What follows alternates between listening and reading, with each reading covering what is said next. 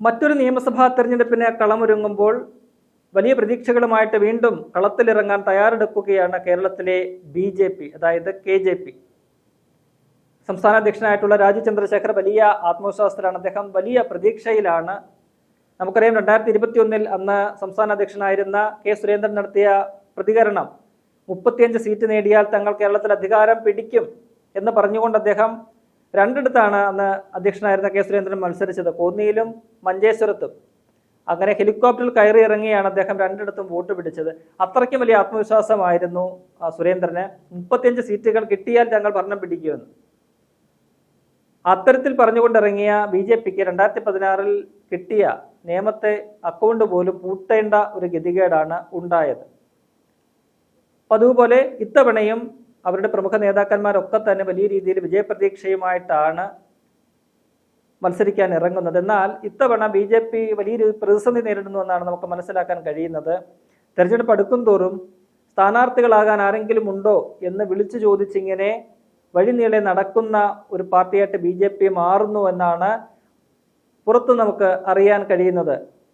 അതായത് ഈ പ്രമുഖ നേതാക്കൾ 5 6 അല്ലെങ്കിൽ ഒരു 10 നേതാക്കളെ എടുത്തു കഴിഞ്ഞാൽ അതിനപ്പുറത്തേക്ക് ഇപ്പറയുന്ന വലിയ രീതിയിൽ കൊട്ടിഘോഷിക്കുന്ന വിജയപ്രതീക്ഷയുണ്ടല്ലെങ്കിൽ വിജയിക്കുമെന്ന് അവകാശപ്പെടുന്ന സീറ്റുകളിലൊന്നും തന്നെ മത്സരിക്കാൻ BJPക്ക് ആളുകളില്ലാത്ത ഒരു ഗതികേടാണ് ഇപ്പോൾ വന്നിരിക്കുന്നത് എന്നാണ് BJP കേന്ദ്രങ്ങളിൽ നിന്ന് പോലും പുറത്തു വരുന്ന വിവരങ്ങൾ.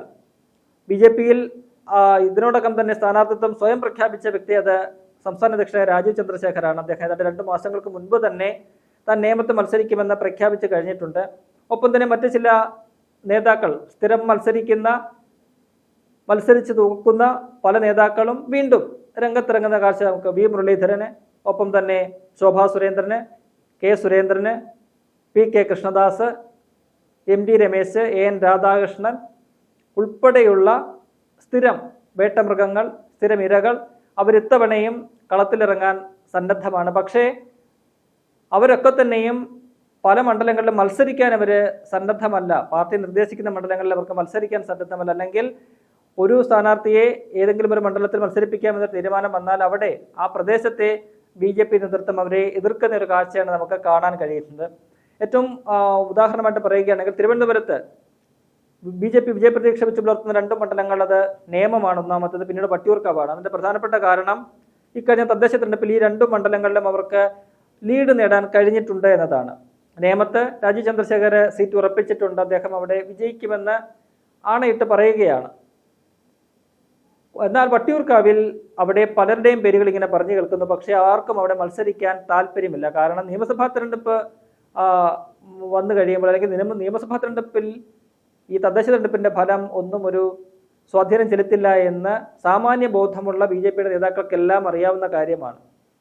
അതുകൊണ്ട് തന്നെ വട്ടിയൂർക്കാവിൽ പോയി നിന്ന് വെറുതെ തോൽക്കണ്ട എന്ന ഒരു തീരുമാനമാണ് BJPയുടെ പല നേതാക്കൾക്കും ഉള്ളത്. അവിടെ ആദ്യം K. സുരേന്ദ്രന്റെ പേര് പറഞ്ഞു കേട്ടു, എന്നാൽ അദ്ദേഹത്തിന് അവിടെ താല്പര്യമില്ല.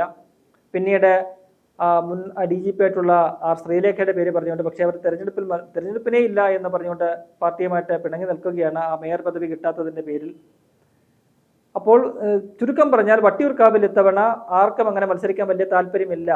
തദ്ദേശ തെരഞ്ഞെടുപ്പിൽ ഏതാണ്ട് 2000-ലധികം വോട്ടുകളുടെ ഭൂരിപക്ഷം ഉണ്ടായിട്ടും നിയമസഭാ തെരഞ്ഞെടുപ്പിൽ അതൊന്നും കാര്യമാകില്ല, അതൊന്നും ഗുണകരമാകില്ല എന്ന് തിരിച്ചറിയുന്ന നേതാക്കൾ അങ്ങോട്ട് മത്സരിക്കാൻ പോകുന്നില്ല എന്നതാണ് പ്രധാനപ്പെട്ട കാര്യം.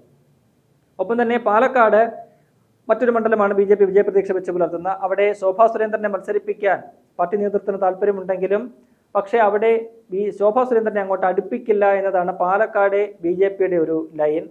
അതിന് നേതൃത്വം കൊടുക്കുന്നത് അല്ലെങ്കിൽ അതിനെ ചരട് വലിക്കുന്നത് അവിടുത്തെ പ്രമുഖ നേതാവായിട്ടുള്ള C. കൃഷ്ണകുമാറാണ്. പാൽ സൊസൈറ്റി തെരഞ്ഞെടുപ്പ് മുതൽ പാർലമെന്റ് തെരഞ്ഞെടുപ്പ് വരെ സ്വയം മത്സരിക്കാൻ സന്നദ്ധനായി രംഗത്തിറങ്ങുന്ന C. കൃഷ്ണകുമാർ, അദ്ദേഹത്തിന്റെ വിഭാഗത്തിലുള്ള ഒരു വിഭാഗവും ചേരിയും തമ്മിൽ അവിടെ പൊരിഞ്ഞ അടിയാണ്.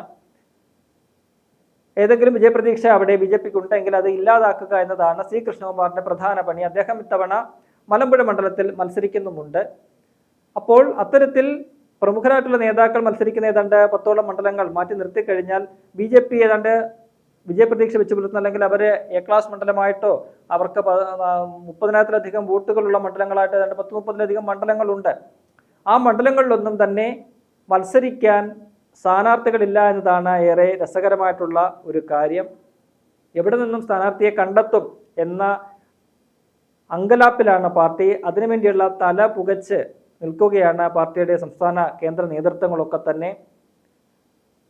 എന്തായാലും വരുന്ന നിയമസഭാ തെരഞ്ഞെടുപ്പിലും BJPയെ സംബന്ധിച്ച് അവരുടെ അവസ്ഥയ്ക്ക് വലിയ മാറ്റമൊന്നും ഉണ്ടാകില്ല എന്നാണ് കേരളത്തിലെ BJPയെ അറിയാവുന്നവർക്ക് പറയാനുള്ളത്. കാരണം ഏതെങ്കിലും സ്ഥലത്ത് ഒരു വിജയസാധ്യത ഉണ്ടെങ്കിൽ പാർട്ടിക്കുള്ളിൽ നിൽക്കുന്നവർ തന്നെ അവരെ പാലം വലിച്ച് തോൽപ്പിക്കുന്ന കാഴ്ച നമുക്ക് കാണാൻ കഴിയുന്നുണ്ട്. ഒപ്പം തന്നെ ഈ പറയുന്ന പോലെ വിജയസാധ്യതയുള്ള മണ്ഡലങ്ങളിൽ മത്സരിക്കാൻ സ്ഥാനാർത്ഥികൾക്ക് താല്പര്യമില്ല, അല്ലെങ്കിൽ പാർട്ടി നേതാക്കൾക്ക് താല്പര്യമില്ല എന്നതും വളരെ പ്രധാനപ്പെട്ട ഒരു കാര്യമാണ്. ഇതിനിടയ്ക്കാണ് കേന്ദ്ര നേതൃത്വം കേരളത്തോട് കാണിക്കുന്ന അവഗണന. യൂണിയൻ ബജറ്റിൽ കേരളത്തിന് വലിയ പ്രഖ്യാപനങ്ങൾ ഉണ്ടാകുമെന്നൊക്കെയാണ് സംസ്ഥാന നേതൃത്വം പ്രതീക്ഷിച്ചിരുന്നാൽ കാര്യമായ ഒരു പ്രഖ്യാപനവും ഉണ്ടായില്ല. ഒപ്പം തന്നെ തിരുവനന്തപുരം കോർപ്പറേഷൻ ഭരണം പിടിച്ചതിന് പിന്നാലെ മോദിയെ കേരളത്തിൽ കൊണ്ടുവന്നെങ്കിലും, തലസ്ഥാനത്ത് കൊണ്ടുവന്നെങ്കിലും അദ്ദേഹവും കാര്യമായിട്ടുള്ള ഒരു വികസന പദ്ധതികളോ ഒരു പദ്ധതികളും കേരളത്തിന് വേണ്ടി പ്രഖ്യാപിച്ചില്ല. അതൊക്കെ തന്നെ കേരളത്തിലെ BJPക്ക് വലിയ തിരിച്ചടിയായിട്ടുണ്ട്. പ്രത്യേകിച്ചും യൂണിയൻ ബജറ്റിൽ കാര്യമാത്ര പ്രസക്തമായിട്ടുള്ള ഒരു പ്രഖ്യാപനവും ഒരു പദ്ധതിയും കേരളത്തിന് വേണ്ടി ഉണ്ടായില്ല. അതിൽ കേരളത്തിലെ ജനങ്ങൾ വലിയ അമർഷത്തിലാണ്. ആ അമർഷം വരുന്ന നിയമസഭാ തെരഞ്ഞെടുപ്പിൽ BJPക്ക് എതിരായിട്ടുള്ള വോട്ടായിട്ട് മാറുമെന്ന കാര്യത്തിൽ യാതൊരു സംശയവുമില്ല. അതുകൊണ്ട് തന്നെ കേരളത്തിലെ BJP നേതൃത്വം വലിയ പരിഭ്രാന്തിയിലാണ്. കേന്ദ്ര നേതൃത്വം എന്തുകൊണ്ട് തങ്ങളെ ഇങ്ങനെ ചതിച്ചു? അവർ വലിയ പ്രതീക്ഷയിലായിരുന്നു. മോദി വന്നപ്പോഴോ അല്ലെങ്കിൽ അതിനുശേഷം നടന്ന ബജറ്റിലോ ഒക്കെ തന്നെ എന്തെങ്കിലുമൊക്കെ പ്രഖ്യാപനം നടത്തും. ആ പ്രഖ്യാപനങ്ങളുടെ പേരിൽ വരുന്ന നിയമസഭാ തെരഞ്ഞെടുപ്പിൽ വോട്ട് പിടിക്കാനായിട്ട് ഇറങ്ങാം എന്ന് കരുതി കച്ചമുറുക്കിയിരുന്ന BJPക്ക് മേലാണ് കേന്ദ്ര നേതൃത്വം യാതൊരു പരിഗണനയും കൊടുക്കാത്ത തരത്തിലുള്ള ഒരു നിലപാട് സ്വീകരിച്ചിരിക്കുന്നത്. BJPക്ക് വലിയ തിരിച്ചടിയായി മാറിയിട്ടുണ്ട്. ആ പ്രതിസന്ധികളെയൊക്കെ തന്നെ BJP സംസ്ഥാന നേതൃത്വം എങ്ങനെ തരണം ചെയ്യും, എന്തിന്റെ അടിസ്ഥാനത്തിലായിരിക്കും അവർക്ക് വോട്ട് ശതമാനത്തിന്റെ പോലും കൂടുമോ എന്നുള്ളത് നമുക്ക് കണ്ടറിയുക.